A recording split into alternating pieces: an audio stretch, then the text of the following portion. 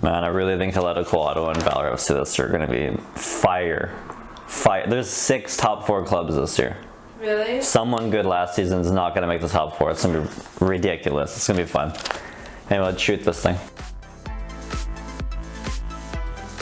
Welcome to my new video, guys. I'm so excited to share this one with you. This is my favorite video to film every single year. It's my season preview and predictions video where I'm going to rank, give you my prediction of where everybody will finish in the table 1 through 8, as well as who's going to be in the finals, and then finally who's going to win the CPL championship, the North Star Shield. And so I'm really jammed. Like, I went through a lot of notes here for this year's video.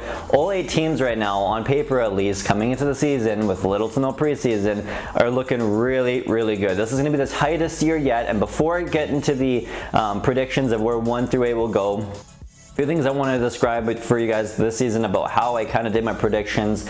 I did do it on the basis that there's going to be a 28 game season. Obviously there's the 8 games everyone will play in July in Winnipeg in the bubble, but then after that, August through like October they should be playing hopefully another 20 games for a full 28 game season.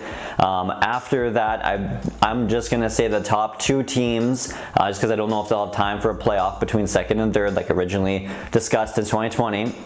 Therefore, we'll have a 1st versus 2nd in the CPL finals, a 2-legged matchup, and I'll tell you who will win that at the end of this video, so stay tuned. But anyway, we're going to kick things off with the 8th place team, York United. Yes, I know I'm not going to win any fans here from York United supporters group there, but I do think they're going to finish in last place and win the CPL wooden spoon for finishing in last, of course, because they got so many hurdles to overcome. They signed a lot of great players this season. They rebuilt over half the team along with this new rebrand. This felt like a new refreshed club, and it still does, but there's 4 really big impact signings that they made that are internationals that they couldn't bring into the club this season. Guys like Gutierrez, Cabarra, Wallace, and Hernandez. Those guys that aren't going to be here this season, those were huge signings that were going to impact this club for the positive, but because they couldn't bring them in, the replacements I don't think are as strong there.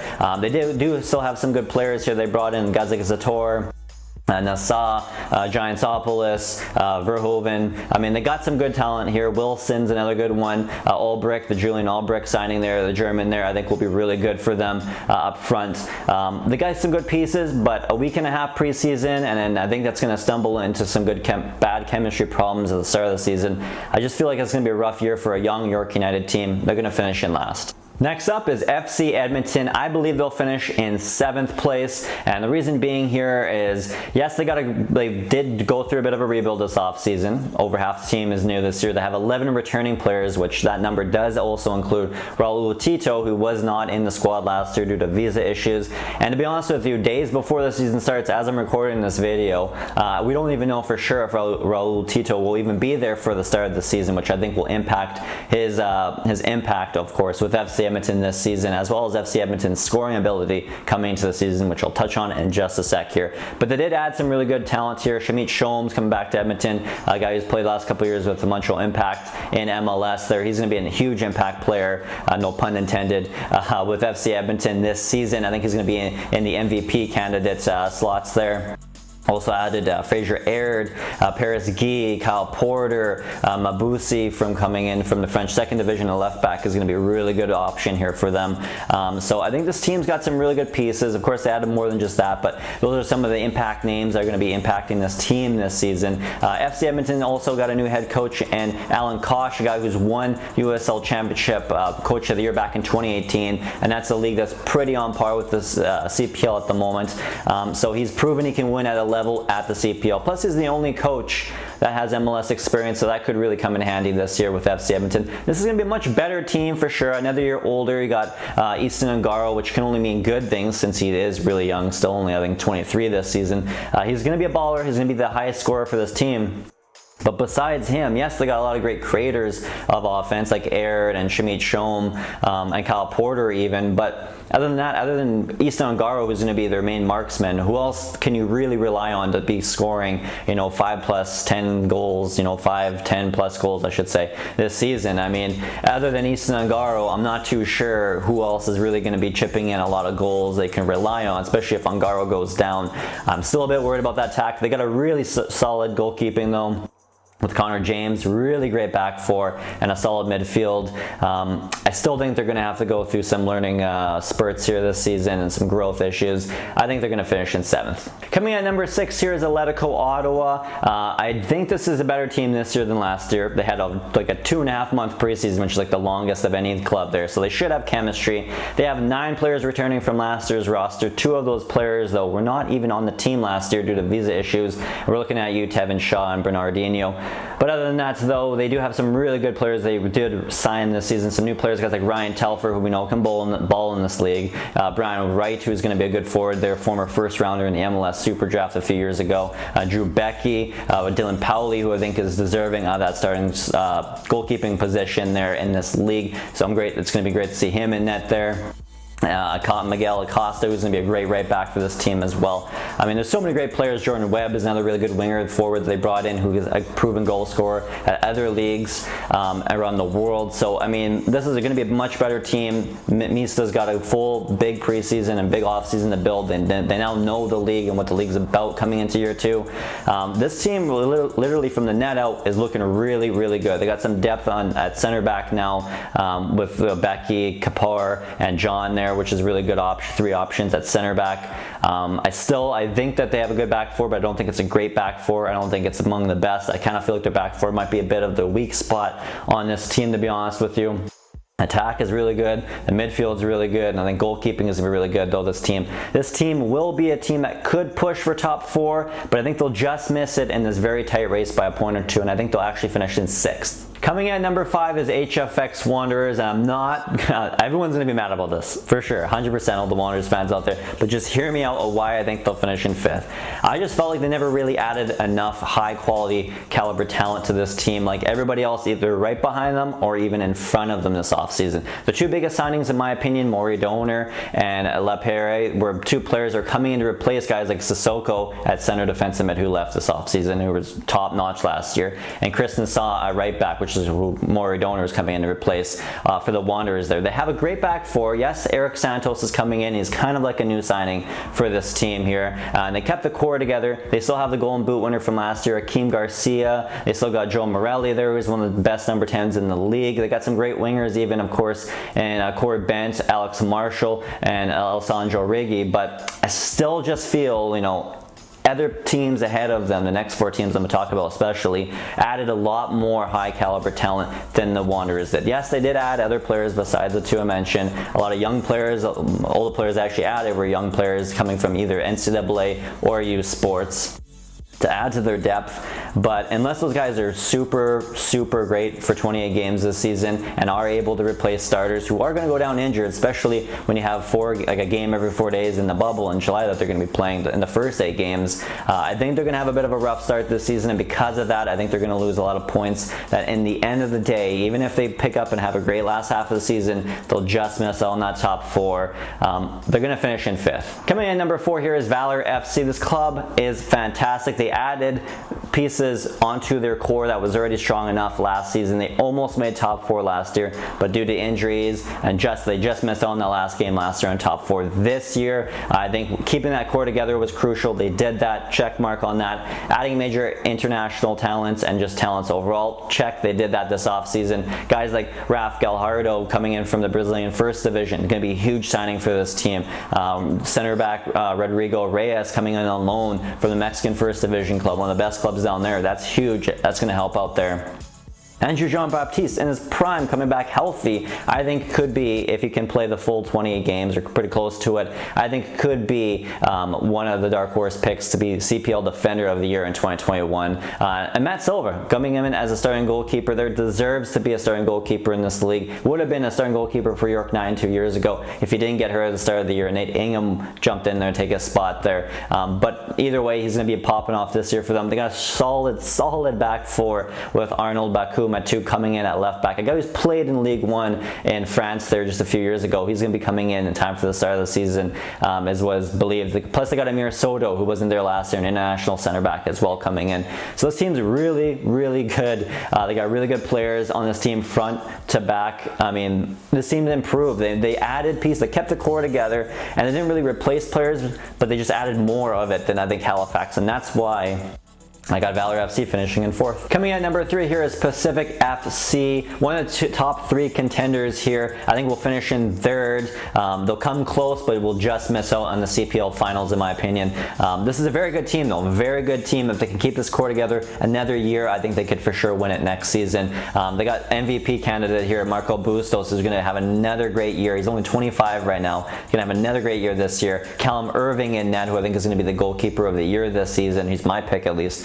As a dark horse goalkeeper of the year pick. Great back four there, guys like Chong, TMG back there, McNaughton coming back. They got Michael Baldizimo in the midfield there. He's a solid midfielder there. He's going to be great. He's going to take another step in his development this season, which is great. They signed some 3 major impact players in my opinion. They got to look at Manny Aparicio coming in from York United.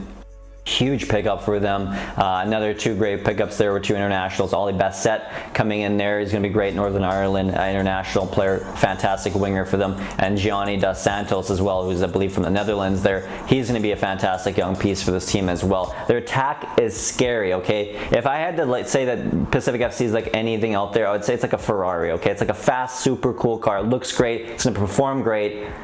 But does it have everything you need to go the long way and win a championship? That is still to be determined this season, but I think 3rd place is a really good spot for them to finish. Coming in here at number 2 is Forge FC. I think they'll make it to the finals, and I think they'll just finish behind Cavs for 1st. This is still a great team. That's why I'm putting them at number 2 and saying they'll make it to the finals, because you can't count out the champs, the defending champs. They've won back-to-back titles. They're going to qualify in the top 2 and then qualify for CPL finals, I think, this year, even though they really only had like a 2.5 week preseason this year. Plus they also have CONCACAF competition here this year, which I think is going to be crammed in there in the back half of the schedule, which is really going to hurt them, which is why I think they'll finish 2nd in the league table and just qualify for the CPL finals, just above PFC, probably by a point or 2. But this is still a great team. They added some really impact players here. Yes, they lost David Edgar, which was I think a huge piece to them winning the last 2 championships. So losing him I think will really impact them on and off the pitch. But the players around them developed really well the last little bit. Plus they've added center back, Canadian veteran center back Dejan Jakovic to replace him, which is a perfect replacement for David Edgar. Plus on top of that, they brought back Tristan Borges, the MVP and player of the year winner 2 years ago, 2019. He was one of the best players to come out of the CPL, and he's only 23, so he's going to be popping off probably this year. And on top of that, they added Brown, a veteran of the CONCACAF competitions there, Omar Brown, and Joshua Navarro, good young 22-year-old CONCACAF player as well, who's going to be a big impact player for this team moving forward. I mean, this team is still stacked. They brought back, as of the recording, about 15 players from the last year's squad. They're probably going to bring back a little bit more as well. Still have to sign a U21 talent as of the signing or recording of this video. But this is a great team, and I think they're going to finish in 2nd and make it to the CPL finals. And will they win? I'll touch on that in just a sec. And coming in at number 1, topping the table and qualifying as well for the CPL finals against Forge will be their rivals, Cavalry FC out of the city of Calgary. I mean, this team's got 11 returning players, which of course will include, with the asterisk beside it, Jose Escalante, who was on loan last year because he couldn't come into the country due to visa issues, as well as Richard Luca with the same reason, visa issues for last season due to COVID. They're going to be in the lineup this year. Plus they've added a wealth of great talent, a lot of great new faces there. Joe Mason coming over from the English 3rd division is going to be huge up front for them, and if he can't score goals, they'll just put on Anthony Novak from Forge FC, who can score goals, especially in big competitions. He's pretty good at that. They lost Dom Zator. That's okay. We just signed Dan Klomp, who's coming over from, I believe, the Netherlands there, who's a great young 22-year-old center back who's pumped to come here and wants to develop and be an MLS player one day, which means he's going to push hard in the CPL to be a magical player here. They still got Mason Trafford. They also went out and signed Karif Ao there, who's a center back on loan from CF Montreal, who's going to be a great addition to this team. I mean, this team is just fantastic. Got so many great pieces. Salamani is coming in as well, who's a guy who's proven to score goals in higher competitions as well. Richard Luca, when he does arrive here, I think he's actually already here, I think is going to be a huge impact player as well on the wings for this team. I'm really excited to see this guy. Sucks we couldn't see him last year, but this year is going to make this team great. This team's going to finish in first because they don't have any Canadian Championship games. They don't have any CONCACAF competitions like Forge, and because of that, and they of course have a history of topping in group stages. They topped both the fall and spring table in 2019, and they topped the first round table in the first stage of last year's competition. So this team's just proven to always finish in first in tables, so they're going to finish in first in this one. All right, and now finally, my last prediction of this video, the CPL finals. Who's going to win the championship? Forge FC or Cavalry FC in the finals in 2021 is my prediction. 2 legs, or even if it's a single leg, I think it's going to go down. It's going to be a tight one. It's probably going to be low scoring, a 2-1 final or something like that. But my pick this year, and winning it, for the first time ever, will be Cavalry FC. I don't think Forge will win it this year because they have the CONCACAF competition in the back half of the season. They built this team, I believe, with some of the big high-profile signings recently to compete in CONCACAF League. They want to win CONCACAF League, or at least push to semifinals and try and qualify for CONCACAF Champions League for next spring. This is a club with big aspirations in Forge. They won back-to-back titles, but I think they'll just fall short of becoming a true dynasty and winning a 3rd straight championship. Cavalry FC, who's just stacked from top to bottom, stacked from goalkeeping out. This is a great team. This is a great team that I sincerely do believe will help them by not having CONCACAF this year or Canadian Championship schedule, I believe, this year. Just focus on 28 games, finish first in the table. They're going to be motivated from the last 2 years. Have a great coach in Tommy Wilton Jr., great back four, great midfield, great forwards, great goalkeeping, great supporters, great stadium. They got everything is perfect in Calgary for this team. So how can they not win this year, especially considering their main rivals have so many games, which I think will hurt them because their depth isn't as strong right now as Cavalry FC's depth. They have some of the best depth in the league. Like, I mean, the B squad for Cavs is scary. They will probably finish in the top 4 alone. So Cavalry FC, they should be winning the 2021 championship. That is my prediction. All right, guys, so that was my predictions for this season. I know, I've had some crazy ones in years past, but I do believe this is going to be pretty smack dab. It was a hard year to predict. Let me know your prediction down in the comment section below. Who do you think is going to finish in first place in the table, or even who's going to win the championship, or even you can give me your 1 through 8 rankings down below in the comment section. If you like this video, definitely hit that thumbs up, that like button. If you want to see more content just like this, definitely hit that red subscribe button. And of course, I do appreciate it, guys, too, if you do share my content with friends, family, or other people that you know that do like the CPL, just to help spread the word of the CPL and of my channel, A.F.C. Curtis. That'd be really appreciated. But other than that, guys, have a good day, and let's enjoy this new 2021 CPL season.